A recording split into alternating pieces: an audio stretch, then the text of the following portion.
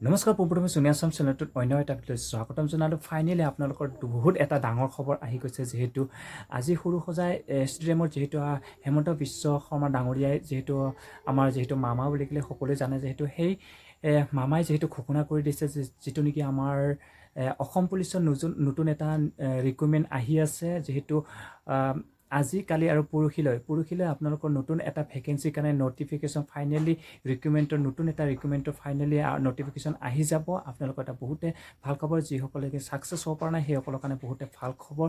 যিসকল নতুনকৈ আৰু এপ্লাই কৰিম বুলি ভাবিছে সেইসকলৰ এটা ভাল খবৰ, যিহেতু অসম পুলিচৰ কাৰণে ৫,০০০কৈ অধিক আপোনালোকৰ পোষ্ট যিহেতু মুকলি কৰি দিয়া হ'ব। আপোনালোকে এপ্লাই কৰিব পাৰিব। যিহেতু আজি কিছুমান পদৰ কাৰণে, যিহেতু কনষ্টেবল পদৰ কাৰণে কিছুমান আছাম পুলিচৰ কিছুমান কনষ্টেবল পদৰ কাৰণে যিহেতু আজি এপইণ্টমেণ্ট লেটাৰ দিছে সৰুসজাইত। যিহেতু সেই এপইণ্টমেণ্ট লেটাৰ দিয়াতে তাতে আপোনালোকৰ এটা যিটো নেকি অসম পুলিচৰ নতুন ভেকেঞ্চিৰ কাৰণে হেমন্ত বিশ্ব শৰ্মা ডাঙৰীয়াই যিহেতু ঘোষণা কৰি দিছে যে আৰু ৫,০০০ পোষ্ট আপোনালোকক এডভাৰটাইজমেণ্ট ওলাই দিম পৰহিলৈ বুলি কিনে যিহেতু ঘোষণা কৰি দিছে। আপোনালোকৰ এটা বহুতে ভাল খবৰ। আপোনালোকে পুনৰ এটা অসম পুলিচৰ কাৰণে পুনৰ এটা সুযোগ পাই গৈছে। আপোনালোকৰ এটা বহুতে ভাল খবৰ। আপোনালোকে সেই যিটো নেকি হেমন্ত বিশ্ব শৰ্মা ডাঙৰীয়া যিটো নেকি লাইভ, সেই লাইভটো মই ভিডিঅ'টো আপোনালোকক দেখুৱাব বিচাৰিছোঁ, আপোনালোকে চাওক।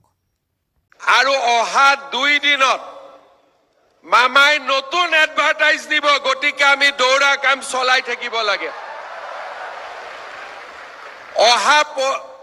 আজি গ'ল, কালি গ'ল, পৰহি দিনাখন আমি আকৌ ৫,০০০ পোষ্টৰ আমি এডভাৰটাইজ মুকলি কৰি দিম। তাৰ মানে অসমত নিযুক্তি চলিয়ে থাকিব।